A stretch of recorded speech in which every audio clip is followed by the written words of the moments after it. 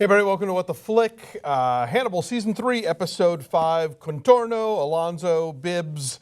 Okay, we are back in the zone. I think for people who thought that the first few episodes of this season were sort of too oblique and talky and, whispery and whatever, now we have murders and we have pursuit and such. We have all of that, but we also have Hiroshima Monomore happening on a train. This episode opens with like the darkest lit scene I think I've ever seen outside of like the Woman in Black 2, Angel of Death.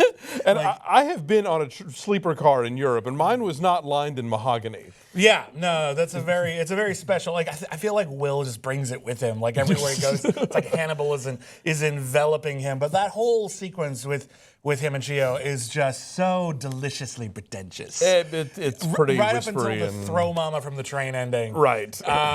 Which I guess is a double indemnity ending, but whatever you want. But yeah, no, other than that, there's this episode really kicks in.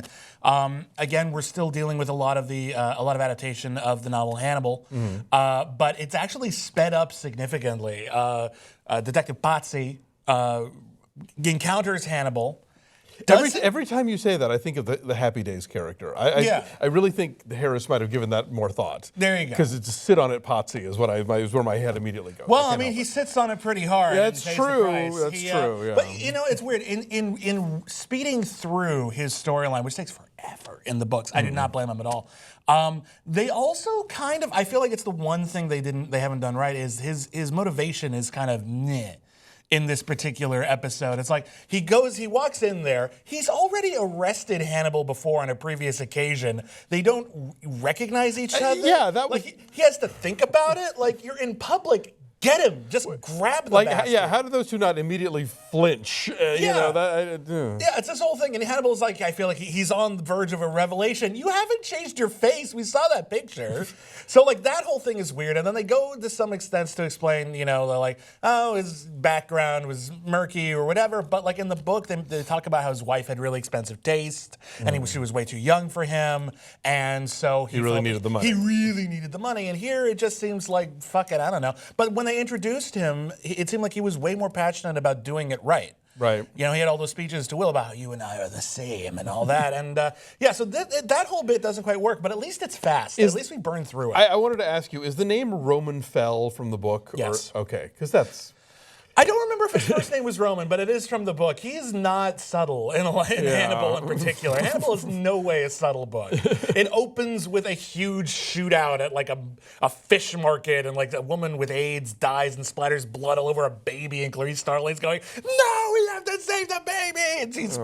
It's not a subtle book. Gotcha. Okay. Well, also, does Mason Verger ever say spitters or quitters, or is that a new addition? I'm pretty sure that's a new addition. I thought so. He's a little bit more randy. Yeah. In this one. That was a good line. He also doesn't accuse Margot of waving her uterus around like a loaded pistol.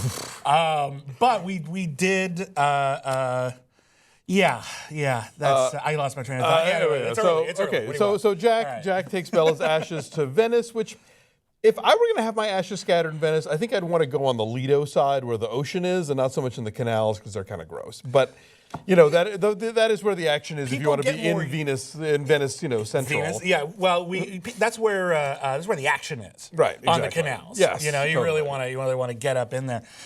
So Jack has his showdown, his rematch. Right. With Hannibal.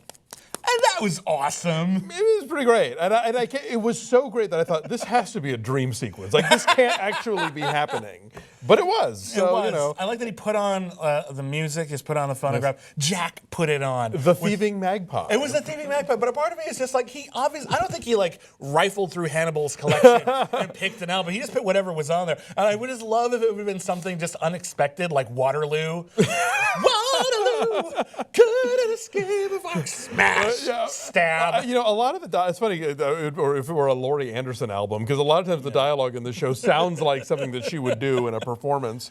So Pazzi basically gets the bowels in or out treatment. Good times. Alana calls in, again playing the Clarice part in this. And it's interesting because the Clarice role in Hannibal gets sort of shuffled around to different characters. At different times, it'll be different people playing the Clarice role.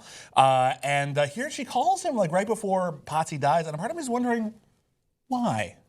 Why did she call Pazzi? Does she even care? Well, no. Well, she has the scene with Verger where she says, we're sending this man to his death. Yeah. And so I think she has a pang of conscience about that, so she tries to reach him to be like, this guy's dangerous in case you weren't already aware of that, you know. Yeah, and, but in the books, that scene serves as the first reconnection of Clarice Starling and Hannibal Lecter. Right. Here, Hannibal knows. It's just like, you know, hey, Hannibal, what's up? Well, she doesn't know she's calling Hannibal. That's true. I'm just curious what dramatic function it serves. Is it really important that Hannibal knows that she's working with Mason Verger? Maybe we'll find out. That could come up later. I don't know. It could come up later. It could be really, really cool. So yeah, but again, I keep coming back to Will and Chiyoh, and they are not Carol and they are not Gable and Lombard. They are not a fun group to hang out with. It seems like a really depressing journey. Yeah, they're very last year at Marienbad, those two. There's like a lot of just going on, which is why, you know, when she does throw him from the train, it's like, oh, something's happening, yay. Yeah. Yeah. Last note. Yes. At the end of the episode, Hannibal uses Pazzi's body to escape, and how cool was that? But then he looks up at Jack, and it's all like a reverse of that first shot where they saw each other. That was cool. And then Hannibal walks away, and I'm like, Jack, run after him. He's limping. He's not gonna get. You could get him. You could catch Hannibal right now if you just sprint. And then there'd be no show. Okay. Oh, you're pulling the stagecoach motif. Why didn't they shoot the horses? Because there'd be no movie. Bullshit. All right. Fun episode. Fun episode. Fun Yes. episode. Things. I think was more tolerant of a lot of the earlier season stuff for season 3 than a lot of people I've talked to who are. One friend of mine told me this weekend. That Gillian Anderson muttering in European salons is not my idea of a good time. But there are two kinds of people I know who've been watching our reviews.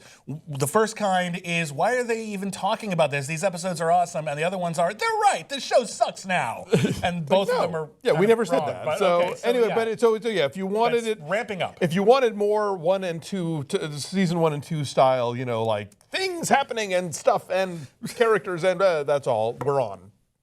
We'll be back next week. Things happening and stuff in characters. Yes. It's needle pointer on the wall of the writer's room. It's the spinoff. I love it.